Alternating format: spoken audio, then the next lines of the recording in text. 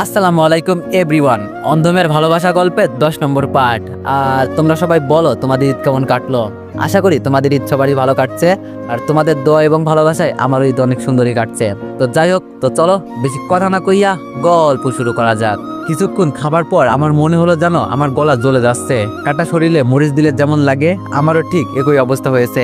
কোনো কথা বলতে পারছি না, প্লেটে খাবার শুধু নাড়াচাড়া করছি, আর আমার ভেতরটা জ্বলে পুড়ে ছাই হয়ে যাচ্ছে। গলার ভিতরে আগুন জ্বলছে মনে হচ্ছে। আমি এতক্ষণে বুঝতে পারছি পাখি আমাকে আদর করে কেন মাছের মাথাটা দিল। এখানে যে বিষ দিবে তা আমি জানতাম না। আচ্ছা রিয়া আপু, মানুষের বিষের জ্বালা বেশি নাকি প্রতিশোধের বিষের জ্বালা বেশি? পাখি আমার দিকে তাকিয়ে এই কথাটা বলল। রিয়া খাবারের প্লেট থেকে মাথা উঠিয়ে বলল, হঠাৎ এই কথা বললি কেন?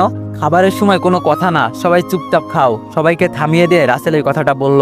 পাখি আমার পিছনে দাঁড়িয়ে বলল, কি হয়েছে ভাইয়া, খান না কেন? আমার মুখ দিয়ে কোনো কথাই বের হচ্ছে না, এত কষ্ট হচ্ছে আমার বলার বাইরে। কিভাবে যে সহ্য করছি সেটা শুধু আমিই জানি। পাখি যে আমার সাথে এমন করবে আমি জানতাম না। খুব ভালো মনে করতাম ওকে, কিন্তু ও ভাবতেও কষ্ট হচ্ছে। আপু আমার দিকে তাকিয়ে বলল, কিরে খাস না কেন? আমি বাম হাতে আপুকে ধরে খুব কষ্ট করে বললাম, আপু একটু সাইডে আসবি? পাখি আমাকে ধমক দিয়ে বলল, কোথাও যাওয়া হবে না, আগে খাবেন পরে যাবেন। আমি এবার আপুকে জোরে ধরে সাইডে নিয়ে আসলাম। পাখি আমার দিকে তাকিয়ে একটা হাসি দিল। টেবিলে বসে থাকা সবাই আমার ব্যবহার দেখে অবাক হয়ে তাকিয়ে আছে। আপু আমার হাত ছাড়িয়ে বলল, কি হয়েছে তোর? আমাকে খেতেও তো দিলি না। আমি গলায় হাত দিয়ে চেপে ধরে বসে পড়লাম। চোখ দিয়ে আপনা আপনি পানি পড়তে লাগলো। আপু আমাকে ধরে বলল, কি হয়েছে ভাই, তুই এমন করছিস কেন? আপু আমার খাবারে বিষ মিশিয়ে দেওয়া হয়েছে, আমি আর সহ্য করতে পারছি না। আপু আমার চোখের দিকে তাকিয়ে বলল, এটা তোর মজা করার সময়, চল খেয়ে টেয়ে পরে মজা করিস। তোরে আমি চিনি না বুঝি? ছোটবেলায় এই রকমের দুষ্টমি করতে আমার সাথে, আজও আমার মনে আছে। এখন তো বড় হলি, এখন এসব করিস না, লোকে দেখলে কি বলবে? আমি আর সহ্য করতে পারছি না। কান্না করতে করতে বললাম, এই বাসায় সবাই বেঈমান। সামান্য একটু ঝগড়া হয়েছে পাখির সাথে, আর আজকে আমাকে খাবারের সাথে বিষ মিশিয়ে দিল। আর তুইও আমাকে এটা নিয়ে মজা করছিস? চলে যা এখান থেকে, আমাকে মরতে দে। আমি মরলেই তো তোদের শান্তি হবে, তাই না? এবার আপু সিরিয়াস হয়ে কান্নার দৃষ্টিতে আমার দিকে তাকিয়ে বলল, ওকে তো আমি ছাড়বো না, আগে তোরে হাসপাতালে নিয়ে যাই। একটা রিক্সাতে আপু আমাকে ধরে হাসপাতালে নিয়ে যাচ্ছে। হাসপাতাল কাছে থাকার কারণে এতটা দেরি হয় নাই, আমাকে সরাসরি ইমার্জেন্সিতে নিয়ে যাওয়া হয়। ডাক্তার কিভাবে আমার বিষ বের করছে আমি সব দেখতে পাচ্ছি। সবকিছু শেষে ডাক্তার আমার দিকে তাকিয়ে বলল, এখন তুমি বিপদমুক্ত। আর বিষ খেলে কেন? ডাক্তারের কথায় আমি শুধু একটা হাসি দিলাম, এছাড়া আর কোনো ভাষা ছিল না আমার কাছে। ডাক্তার চলে যাওয়ার পর আপু রুমে প্রবেশ করলো। আপু আমার মুখের উপর তাকিয়ে বলল, এখন কেমন লাগছে তোর? আমি বললাম, এই তো একটু ভালো লাগছে। আপু বলল, আচ্ছা এখন বল, পাখি কি তোরে সত্যি? আমি একটু রেগে বললাম, ও আমার কথা বিশ্বাস করছিস না? তবে শোন, আমি খুব সুন্দর করে খাবার খাচ্ছিলাম, আর পাখি যখন মাছের মাথা দিল এরপর থেকে আমার এই অবস্থা। আপু চোখ মুখ লাল করে বলল, আমার ভাইকে বিয়ে দেওয়া, ওকে আজকে আমি বাড়ি থেকে বের করব, তুই শুধু দেখে যা। আমি হেসে দিয়ে বললাম, এখন তোর একটা আলাদা পরিবার আছে, আমার কথা চিন্তা করিস না। আর তাছাড়া পাখির কোনো দোষ নেই, সব দোষ আমার। ছোট্ট একটা অ্যাড চলবে, তোমরা চাইলে স্কিপ করতে পারো। ওয়ানেক্স হচ্ছে সবচেয়ে বিশ্বস্ত বুকমেকার, যা পিএইচডি এবং সিরিয়া অ্যাপের অফিসিয়াল পার্টনার। এই অ্যাপসে আপনি cricket, football, tennis live match দেখতে এবং তাদের স্কোর ভবিষ্যৎবাণী করে সহজেই অর্থ উপার্জন করতে পারবেন। সেই সাথে বিএমডাব্লিউ গাড়ি, আইফোন, ল্যাপটপ এবং আরও অনেক নগদ পুরস্কার জেতারও সুযোগ রয়েছে। এই অ্যাপটিতে আপনি class crystal, under and over 21 ইত্যাদি গেম খেলে সহজেই আয় করতে পারবেন। আপনি বিকাশ, নগদ, রকেট ব্যাংক, ক্রিপ্টো, পেপল এবং অন্যান্য সহজ পদ্ধতির মাধ্যমে সহজেই আপনার জেতা টাকা তুলতে পারবেন। এখানে আপনি 24 ঘন্টায় 7 দিন গ্রাহক সহায়তা পাবেন। তাই এখনই পিন কমেন্টের লিঙ্ক ব্যবহার করে রেজিস্ট্রেশন করুন, অথবা গুগলে ওয়ানেক্স সার্চ লিখে রেজিস্ট্রেশন করুন। আর হ্যাঁ, রেজিস্ট্রেশনের সময় আমার প্রোমো কোড VODO7 ব্যবহার করে প্রথমবার ডিপোজিটে 20,000 টাকা পর্যন্ত পান। আমি কেন এখানে আসছি বিশ্বাস কর আপু, আমি এখানে আসতাম না, শুধু রিয়ার জন্য এখানে আসা আমার। আপু বলল, ভাই এভাবে বলিস না, আমি বেঁচে থাকতে তোর কিছুই হবে না, তোর দুলাভাইকে বলছি খুব তাড়াতাড়ি চলে আসবে। আমি বললাম, আপু এইসব কথা কাউকে বলার দরকার নেই, বাদ দে, আর বিশেষ করে দুলাভাইকেও না। আপু অবাক চোখে আমার দিকে তাকিয়ে প্রশ্ন করলো, কিন্তু কেন? আমি বললাম, আপু কোনো কিন্তু নাই, আমি যা বলছি তাই কর, আমি চাই না আমার জন্য কোনো ঝামেলায় পড়িস তুই। এর মাঝে দুলাভাই রুমে প্রবেশ করলো। কি হয়েছে দীপু তোমার, হঠাৎ করে হাসপাতালে? আমি আপুকে ইশারা করে বলে দিলাম কিছু একটা বলে কাহিনী শেষ করতে। আপু দুলাভাইকে বুঝিয়ে বলল, হঠাৎ নাকি ওর শরীর খারাপ লাগছে, এর জন্য হাসপাতালে নিয়ে আসা। আর ডাক্তার বলল না খাওয়ার কারণে এই অবস্থা। রাসেল বেশ রেগেই বলল, তোমার কাছে টাকা নাই, তাই বলে তুমি আমাদের বাসায় থাকো না, আমাদের বাসায় থেকে তুমি না খেয়ে আসো। ছি, এর থেকে লজ্জার বিষয় আর কি বা হতে পারে? আমি একটু লজ্জা অনুভব করে বললাম, এমনি আপনারা আমার জন্য অনেক করেছেন, তাই আমি আর বাড়তি কোনো কষ্ট দিতে চাই না আপনাদের। রাসেল পকেট থেকে একটা কার্ড বের করে বলল, এখানে অনেক টাকা আছে, যত টাকা তোমার লাগে ইচ্ছা মতো খরচ করো। আমি ফিরিয়ে দিয়ে বললাম, লাগবে না ভাইয়া। রাসেল ধমক দিয়ে বলল, রাখো বলছি, আর আমি ডাক্তারের সাথে কথা বলে আসি। আপু তাড়াতাড়ি রাসেলের হাত ধরে বলল, তোমাকে কিছু বলতে হবে না, আমি ডাক্তারের সাথে কথা বলে আসছি, ডাক্তার বলেছে কালকে সকালে ওকে নিয়ে যেতে। আমি এর মাঝে বলে দিলাম, আপু তোমরা চলে যাও, আর সকালে এসো তাহলেই হবে। রাসেল আপুকে প্রশ্ন করলো, ছেলেটা একা একা থাকতে পারবে? আমি বলি, তুমি চলে যাও, আমি আসি। আমি বললাম, না ভাইয়া, আমি একা একা থাকতে পারবো, আপনারা চলে যান। রাসেল আপুর হাত ছাড়িয়ে বলল, তুমি একটু থাকো, আমি ওর জন্য খাবার নিয়ে আসি, যদি রাতে কিছু খেতে চাই। এই বলে রাসেল বাইরে চলে গেল। আমি বললাম, আপু এই কার্ডটা তুই রাখ, আমার লাগবে না। আপুর হাতে কার্ডটা দিয়ে বললাম। আপু বলল, না তুই রাখ, এটা তোর দুলাভাই দিয়েছে উপহার হিসাবে। আমি একটা হাসি দিয়ে বললাম, আপু আমার কাছে যেই টাকা আছে এগুলো আমার কাছে কিছুই না। আপু বলল, বাবা আমার ভাই দেখি আজকাল খুব বড় লোক হয়ে গেছে। আপুর সাথে কিছুক্ষণ কথা বলতে বলতে রাসেল ভাইয়া চলে আসলো। দেখতে দেখতে আপু আর দুলাভাইও আমাকে রেখে চলে গেল। একা একা শুয়ে চিন্তা করছি, আমার সাথে কেন এমন হয়, কি অপরাধ ছিল আমার। সকালে ঘুম থেকে উঠে বেডে শুয়ে শুয়ে ফোনে গেম খেলছি। কি খবর দীপু, কেমন আছো? তাকিয়ে দেখি রিয়া আর সাইমন এসেছে, আর ভিতরে ঢুকতে ঢুকতে রিয়াই কথাটা বলল। আমি মাথা ঘুরিয়ে বললাম, এই তো ম্যাম, অনেকটাই ভালো। রিয়া এবার রেগে বলল, আমাদের বাসায় থেকে তোমার খাবারের অভাব হয়, লোকে শুনলে কি বলবে? সি, তুমি আমার বডিগার্ড, আমাকে তো একবার বলতে পারতে।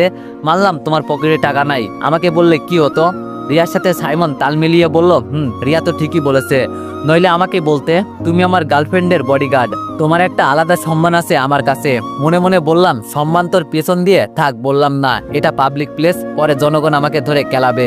এবার আমি একটু অপরাধ বোধ হয়ে বললাম, সরি ম্যাম, লজ্জায় কিছুই বলতে পারিনি আপনাদের। থাক থাক, আর লজ্জা পেতে হবে না। রিয়া সাইমনের হাত ধরে এই কথাটা বলল, যেটা দেখে আমার শরীর জ্বলে যাচ্ছে। আমি বললাম, আজকে কোথাও কি যাওয়া হচ্ছে ম্যাম?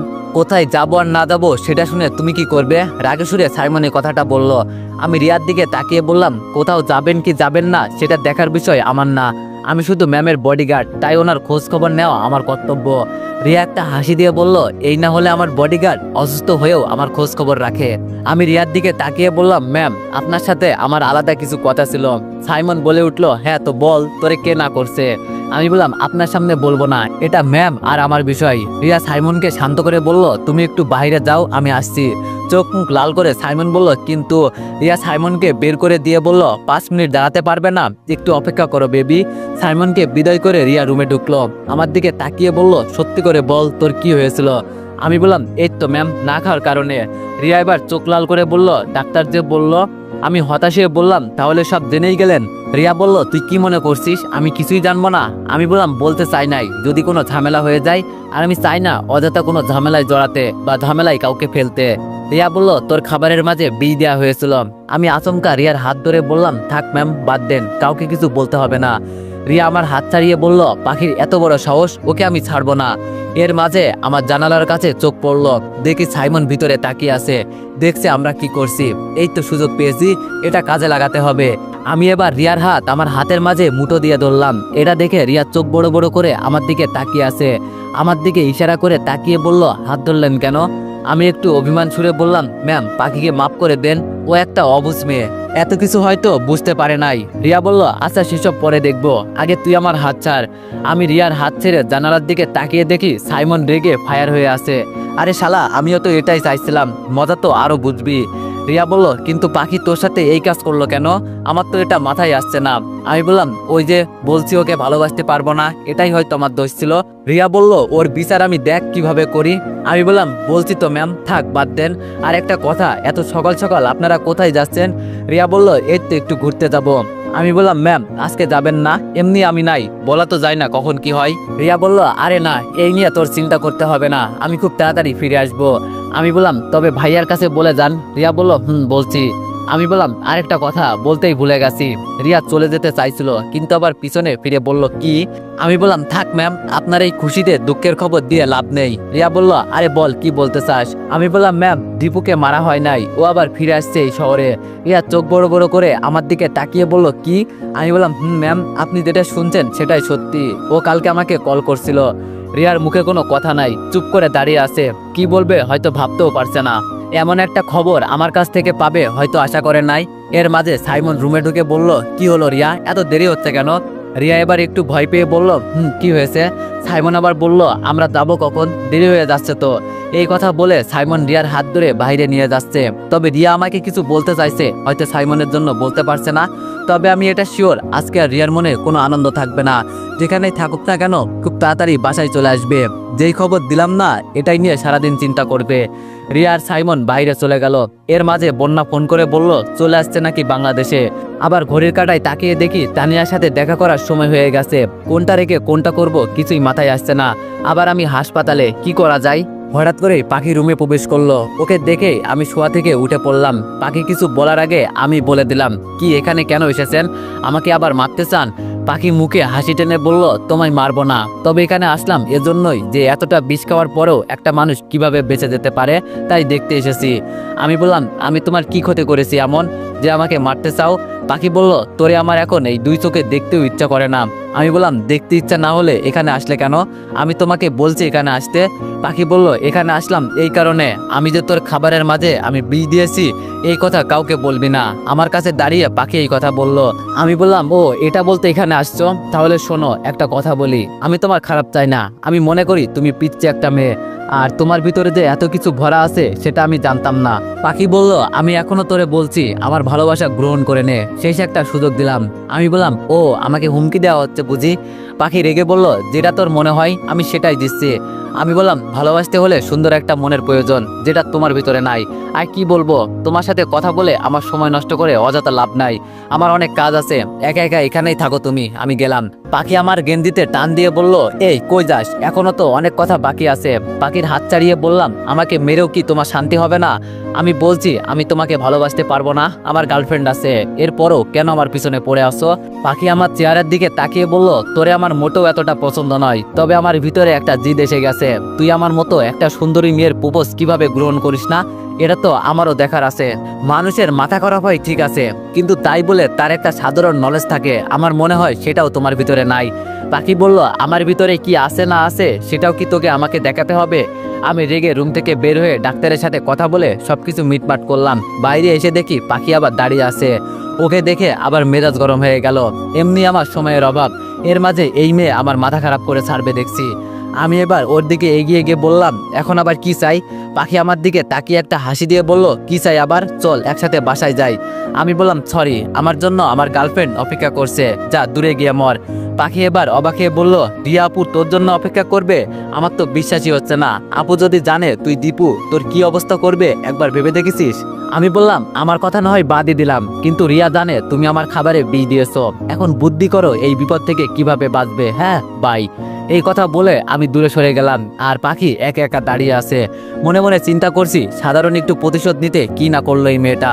মাঝে মাঝে ওকে দেখেও আমার ভয় করে, কখন কি জানি করে বসে, পাগল দিয়ে বিশ্বাস নাই। হঠাৎ দেখি ফোনটা বাজতেছে, মনে করছি বন্যা কল করেছে, কিন্তু না, আননোন নাম্বার থেকে এসেছে। ফোনটা রিসিভ করতেই ওপাশ থেকে বলল, কিরে দীপু, কই তুই? আমি বললাম, আপু নাকি? আপু বলল, আমি। হাসপাতালে কি আসবো তোকে নিতে? আমি বললাম, না আপু, আশা লাগবে না, তবে একটা হেল্প করতে হবে, পারবি? আপু বলল, বল কি করতে হবে? আমি বললাম, এখান থেকে এয়ারপোর্টে চলে যা, ওখানে বন্যা নামের একটা মেয়েকে পাবি, আমার ফ্রেন্ড হয়, আর আমি ফোন করে ওকে তোর কথা বলে দিব। আমি একটু এক জায়গায় যাব, এজন্য তুই ওকে নিয়ে আসবি। আপু একটু রাগে সুরে বলল, তোর মাথা খারাপ হয়েছে? এই অসুস্থ শরীর নিয়ে আবার কই যাবি? আমি বললাম, এই তো একটু তানিয়ার সাথে দেখা করতে যাব। আপু বলল, কি? আমি বললাম, জি আপু, আর তুই বন্যাকে নিয়ে আমাদের বাসায় থাকতে দিবি, বলবি তোর বান্ধবী, আর আমি পরে সব দেখে নিব। আপু বলল, আচ্ছা সেই সব নয় বুঝলাম, কিন্তু ভাই তুই তানিয়ার সাথে কি করতে যাচ্ছিস? এই মেয়েটা কিন্তু এতটাও ভালো না। আমি বললাম, আমি সব জানি বোন, আমাকে তোর কিছুই বলতে হবে না, ও আমার এক্স ছিল, আমার সব মনে আছে, ওর সব খেলা আজকের ভিতরেই শেষ করতে চলছি, তুই করে চিন্তা করিস না। আপু বলল, কিন্তু ভাই। আমি বললাম, কোনো কিন্তু নাই, আমি সব পারবো, তোরে যেই কাজে যেতে বলছি যা, ও দাঁড়িয়ে আছে। কথা বলতে বলতে তানিয়ার দেওয়া রেস্টুরেন্টে চলে আসলাম। ভিতরে গিয়ে দেখি একটা মেয়ে সবুজ শাড়ি পরে বসে আছে, পিছন থেকে মুখটা দেখা যাচ্ছে না। আমি আস্তে আস্তে হেঁটে ওর কাছে চলে গেলাম। কাছে গিয়ে দেখি তানিয়া কফি খাচ্ছে আর ফোনে কি জানি করছে। আমি বললাম, কি খবর মিস তানিয়া? তানিয়া পাশে কফির মগটা রেখে আমার দিকে রাগী দৃষ্টিতে তাকিয়ে বলল, এতক্ষণ আপনার সময় হলো আসার? আমি প্রায় 40 মিনিট ধরে বসে আছি। আমি বললাম, এত সময় ধরে বসে আছেন, চলে যেতেন। তানিয়া আবার মুচকে এসে বলল, চলে তো ঠিকই যেতাম, তবে আমার পুরোপুরি বিশ্বাস ছিল আপনি এখানে আসবেন। আমিও হেসে বললাম, ধন্যবাদ আপনাকে, আর আমি সরি আপনাকে বসিয়ে রাখার জন্য। তানিয়া বলল, আপনাকে দেখে এতটা চিন্তিত মনে হচ্ছে কেন? আমি বললাম, আসলে হয়েছে কি, একটু লজ্জার ভান করে বললাম। তানিয়া খুব মায়াবী চোখে আমার দিকে তাকিয়ে বলল, কি হয়েছে সত্যি করে বলুন। আমি বললাম, আসলে আপনার সাথে দেখা করব এটা একটা আনন্দের বিষয় ছিল। আজকে সারা রাত আপনাকে নিয়ে স্বপ্ন দেখছি, এজন্য এই অবস্থা। তানিয়া আমাকে বসিয়ে আমার হাতের উপর হাত রেখে বলল, সত্যি? আমি লজ্জার ভান করে বললাম, সত্যি। তাহলে কি আমি আপনাকে মিথ্যা কথা বলছি? তানিয়া বলল, ইস, তাহলে আমাকে নিয়ে চিন্তা করার মতো কেউ আছে, এটা শুনে বেশ ভালো লাগছে। এই বলে তানিয়া আমার হাত ওর হাতের মাঝে পেঁচিয়ে নিল। মনে মনে বলছি, এক নাগর রেখে আমার সাথে লটর পটর, আজকে সব গোপন কাহিনী ফাঁস করব তোমার বেবি, কোনো চিন্তা করিও না। তানিয়া আমার হাতে চিমটি দিয়ে বলল, এই কি চিন্তা করো বেবি? আমি বললাম, তোমার ছোঁয়ায় আমার শরীর কেমন জানি করছে, মনটা চাইছে। তানিয়া আমার মুখে হাত দিয়ে বলল, এভাবে বলো না, লজ্জা লাগে। তুমি আমার অনেক বড় উপকার করেছো, আজকে আমি সবকিছু তোমাকে উদাস করে দিব। চিন্তা করিও না, যা চাই তাই পাবে। তার আগে কিছু খেয়ে নি। আমি এবার খুশি মনে বললাম, সত্যি বলছো তানিয়া? তানিয়া আমার দিকে তাকিয়ে বললাম, তবে একটা সত্য আছে। আমি বেশ আগ্রহে নিয়ে বললাম, বলো, আমি সব মানবো। তানিয়া বলল, তোমার সাথে সব হবে, তবে আজকের পর থেকে আমার কাছে কিছুই চাইবে না। আজকে মনে করো আমি শুধু তোমার, তাই যা ইচ্ছা করতে পারো, আমি না করব না। তবে এইসব বিষয়ে কেউ যেন জানতে না পারে। আমি বললাম, আরে না, কেউই জানবে না, তবে তোমাকে আমি আরেকটা খুশির খবর দিতে চাই। তানিয়া আমার হাতে চুমু দিয়ে বলল, কি? ধুর বাবা, এ তো দেখি কথা শোনার আগেই চুমু দিয়ে দিল। আমার হাতটাই নোংরা হয়ে গেছে মনে হয়। নিজের ভিতরে রাগটা কন্ট্রোল করে বললাম, আমার আপুর সাথে ভালো একটা সম্পর্ক আছে, আপুকে বলে তোমার নামে আরো কিছু নিতে পারি কিনা চেষ্টা করে দেখি। যেই না তানিয়া এই কথা শুনে আমার গালে চুমু দিবে, আমি হাত ধরে ফেললাম। তানিয়া এবার আমার দিকে তাকিয়ে বলল, লজ্জা পাচ্ছ বুঝি? আমি মাথা তাকিয়ে বুঝিয়ে দিলাম, লজ্জা লাগছে। আস্তে আস্তে তানিয়া বলল, আজকে তোমার সব লজ্জা ভেঙে দিব, তুমি কোনো চিন্তা করিও না। আমিও মাথা নিচু করে বললাম, দেখাই যাবে। তানিয়া বলল, আচ্ছা এখন বলো কি খাবে? আমি একটু দ্বিধায় পড়ে বললাম, তুমি যা খাবে আমিও তাই খাবো। তানিয়া খাবার অর্ডার শেষে বলল, তোমার ভিতরে তো দেখি ভালোবাসা উতলিয়ে পড়ছে আমার জন্য। খুশি মনে বললাম, আজকের দিনটাই শুধু আমি তোমাকে কাছে পাবো, এর থেকে আনন্দের বিষয় আর কি বা হতে পারে? এই বলে তানিয়ার চোখের দিকে তাকাতেই তানিয়া চোখ মেরে দিল। নিজের বউয়ের সাথেও মনে হয় এত রোমান্স করব না, এর সাথে যেই মিথ্যা রোমান্স করছি। খাবার আসতেই যেই খেতে শুরু করব, অমনি তানিয়া বলল, দাঁড়াও। আমি থেমে ওর দিকে তাকিয়ে বললাম, তোমার আবার কি হয়েছে? তানিয়া সামনে বসা ছিল, ওখান থেকে উঠে আমার পাশে এসে বসলো। আমি একটু দূরে সরে বসে বললাম, কি ব্যাপার তানিয়া, তোমার মতলবটা কি? তানিয়া খাবারের প্লেট হাতে নিয়ে বলল, কোনো মতলব নেই, বলছি না একদিনের জন্য আমি তোমার, এই জন্য তোমাকে খাইয়ে দিব। ওর হাত দিয়ে আমার সামনে খাবার তুলে ধরলো। মনে হচ্ছে জানো, আজকে নিজের মাথায় নিজে কুড়াল দিতে এখানে আসছি। কেন যে এখানে আসলাম, না আসলেও তো কিছু সমাধান হতো না। ওইদিকে আপু আবার বন্যাকে খুঁজে পাই কিনা সন্দেহ লাগছে। আমি তানিয়ার হাত ধরে বললাম, আমি তো খেতে পারবো। তানিয়া আমার হাত ছাড়িয়ে দিয়ে বলল, কোনো কথা না, তুমি তো আর আমাকে খাইয়ে দিবে না, তাই আমি খাইয়ে দিই। বিশ্বাস করেন ভাই, লজ্জায় আমার মাথা কাটা যাচ্ছে। রেস্টুরেন্টে এত এত মানুষ, এর মাঝে আমরা দুইজন একজনের সাথে আরেকজনের শরীর মিশিয়ে বসে আছি, আবার তানিয়া খাইয়ে দিতে চাচ্ছে। এমন পরিস্থিতিতে পড়বো আমি কল্পনাও করতে পারি নাই। বলা তো যায় না কে কখন ভিডিও করে ভাইরাল করে দেয়। আজকালের যুগটা তো খুব ভালো, গার্লফ্রেন্ডের শরীরে একটু হাত দিলেই ভাইরাল। না জানি আমার কোন অডিয়েন্স ক্যামেরা নিয়ে বসে আছে। তানিয়া একটু জোরেই বলল, এই তুমি আবার কি চিন্তা করো? আমি ভাবনার জগৎ থেকে বের হয়ে বললাম, না তেমন কিছুই না। তানিয়া খাইয়ে দিচ্ছে, আমি কি আর বসে থাকতে পারি? ভদ্রতার খাতিরে আমি ওর সামনে খাবার তুলে ধরলাম। তানিয়া একটা হাসি দিয়ে খাবার মুখে তুলে নিল। হঠাৎ পিছন থেকে একটা ছেলে বলল, ও ভাইয়ারা, এটা রেস্টুরেন্ট, সবাই আপনাদের দিকে তাকিয়ে আছে, এত ভালোবাসাবাসি বাসায় গিয়ে করেন, কেউ দেখবে না। আমি তানিয়ার থেকে দূরে গিয়ে বললাম, দেখছো সবাই কি বলছে? তানিয়া রেগে পিছন ফিরে তাকিয়ে বলল, এই ছেলে, তোর বাপের কি? হ্যাঁ, আমি কি করব না করব সেটা আমার বিষয়। তানিয়া ওয়েটারকে ডেকে বলল, আমরা এখান থেকে চলে যাব নাকি? ওয়েটার এসে সব বুঝিয়ে বলল, সরি ম্যাম, আর আপনাদের কেউ কিছু বলবে না। আমি তানিয়ার দিকে তাকিয়ে বললাম, এই নিয়ে এত রাগ করা লাগে? তানিয়া আবার মুখে হাসি এনে বলল, আমরা এখানে যা ইচ্ছা তাই করব, ওর বাপের কি? খাবো আমাদের টাকায়, মাস্তি করব আমাদের টাকায়, তাহলে আমাদের কে কি বলবে? আমার এখন আইডিয়া হয়ে গেছে, এই মেয়ে টাকা পেলে কি না করতে পারে। আসলেই মানুষ ঠিকই বলে, টাকা থাকলে বাঘের চোখ কেনা যায়। এমনকি তুমি তোমার গার্লফ্রেন্ডের 14 গোষ্ঠী ধরে কিনতে পারবে, এটাই মনে হয় টাকার পাওয়ার। খেতে খেতে তানিয়া বলল, আবার খাইয়ে দিব তোমাকে? আমি তাড়াতাড়ি বললাম, না না, আর খাইয়ে দিতে হবে না। তানিয়া বলল, তুমি ছেলে হয়ে এত লজ্জা পাও কেন? হ্যাঁ, আমার মতো হওয়ার চেষ্টা করো। লজ্জা সবার ভিতরেই থাকা উচিত। আস্তে করে বললাম, তোর ভিতরে আমার মনে হয় লজ্জার একটুও ছিটে ফোঁটাও নেই। তানিয়া বলল, কি বললে তুমি? আমি বললাম, এই তো বলছি কোন হোটেলে রুম বুক করব। তানিয়া মুসকি মুসকি হাসতে হাসতে বলল, এত তাড়া কেন? অনেক সময় তো পড়ে আছে। আজকে আমি শুধু তোমার, বলছি তো এই নিয়ে তুমি কোনো চিন্তা করো না। আমি বললাম, তোমার বাচ্চাকে কই রেখে আসছো? তানিয়া বলল, এইসব বলে রোমান্টিক মুডটা নষ্ট করো না। মনে করো আজকে শুধু তুমি আর আমি, আমাদের মাঝে কেউই আসবে না। আমি বললাম, আচ্ছা তানিয়া, আপু কখন বলতে সবকিছু লিখে দিবে? তানিয়া বলল, এই বলে কয়েকদিনের ভিতরে, আর লিখে দিলেই তোমাকে আমি আরেকটা শেষ সারপ্রাইজ দিব। আমি মন খারাপের ভান করে বললাম, ও। তানিয়া আমার দিকে তাকিয়ে বলল, মন খারাপ করলে? দেখো, মন খারাপ করবে না। যখন তোমার আমাকে বেশি মনে পড়বে তখন শুধু একটা ফোন দিও। আমি তানিয়াকে থামিয়ে বললাম, থাক থাক, আর বলতে হবে না, আমি সব বুঝে গেছি। তানিয়া বলল, এই বিষয়ে তুমি খুব পাক্কা মনে হচ্ছে। আমি বললাম, আরে না, তেমন কিছুই না, এসবের মাঝে কখনো জড়ানো হয় নাই, তোমার সাথেই প্রথম। তানিয়া অবাক হয়ে বলল, তাহলে তো আমার ভাগ্যটা খুব ভালো।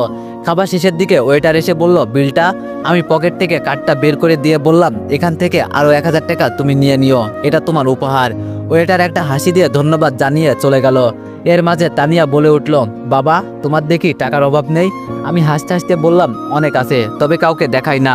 তানিয়া বলল, তাহলে রিয়ার বডিগার্ড হিসাবে কাজ করো কেন? আমি বললাম, আরে এটা তো পার্ট টাইম জব, জাস্ট সময় কাটানোর জন্য। তানিয়া মাথা থাকাতে থাকাতে বলল, তাই নাকি?